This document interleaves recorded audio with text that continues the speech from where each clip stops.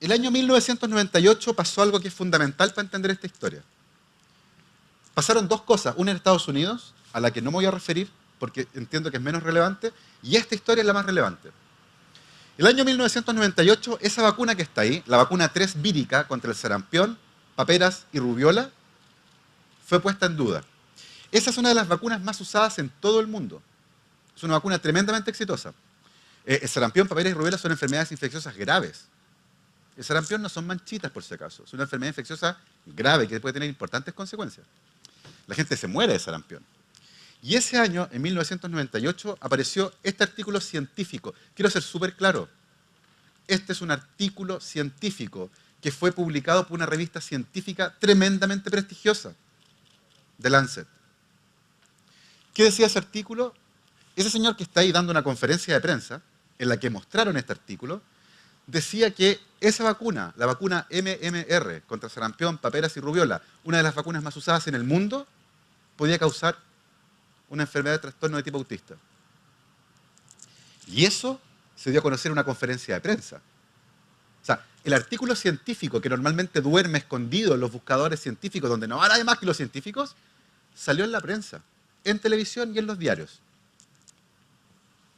Cundió el pánico, evidentemente. Si la vacuna más usada del mundo podía causar autismo, no la queremos usar. Véanlo. Ese señor fue Andrew Wakefield, médico inglés, responsable de ese estudio, mostró datos que mostraban que efectivamente esa vacuna podía causar autismo en niños. Lo que Andrew Wakefield no mostró fue las razones por las que hizo ese estudio. 2 años antes, Wakefield había presentado una solicitud de patente para una vacuna nueva contra el sarampión. Y por lo tanto, para que el negocio funcione, la vacuna anterior tiene que desaparecer. Andrew Wakefield tampoco contó que fue contratado por un abogado que representaba a personas que querían demandar al fabricante de la vacuna en Inglaterra. Y el sueldo que él recibía por ese trabajo era 8 veces lo que él ganaba como médico. Andrew Wakefield no contó que en el cumpleaños de su hijo compró muestras de sangre a otros niños. En vez de piñata, compró sangre. No contó que hizo exámenes que eran innecesarios y no contó que inventó los diagnósticos. Ninguno de esos niños tenía autismo. ¿Cuál fue la consecuencia de este estudio? Automáticamente las tasas de vacunación en Inglaterra cayeron, porque la gente tenía miedo, ya no a que una vaca les saliera por la cara, sino que los niños les diera autismo. Es exactamente lo mismo que pasó hace 200 años atrás. Es la misma emoción, es el miedo a que a tu hijo le pase algo malo. Piensen un momento en eso. Los papás de los niños que no quieren vacunar a sus hijos no son estúpidos, tienen miedo. Yo vacuno a mi hija porque la quiero. Y un papá que cree que las vacunas son malas, no vacuna a su hija por la misma razón. Y es importante que entendamos eso si queremos hacer algo para cambiarlo. Las consecuencias fueron brutales. En Inglaterra hubo brotes de sarampión y hubo gente que murió por culpa de esta historia.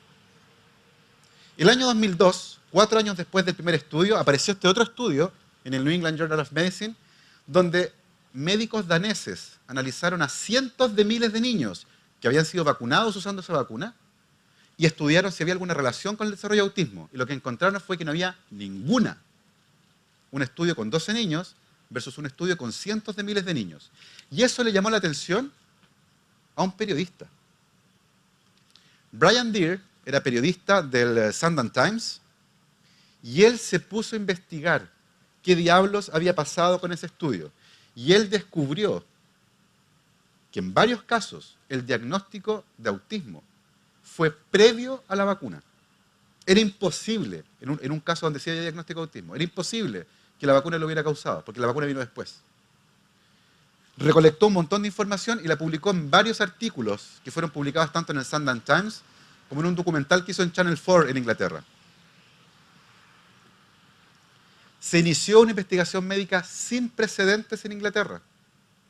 El artículo científico fue retractado. Hoy en día, si ustedes lo van a buscar, tiene un timbre en letras rojas, font 250, no puede pasar desapercibido, que dice retractado. Andrew Wakefield fue condenado, perdió su licencia de médico y huyó a Estados Unidos.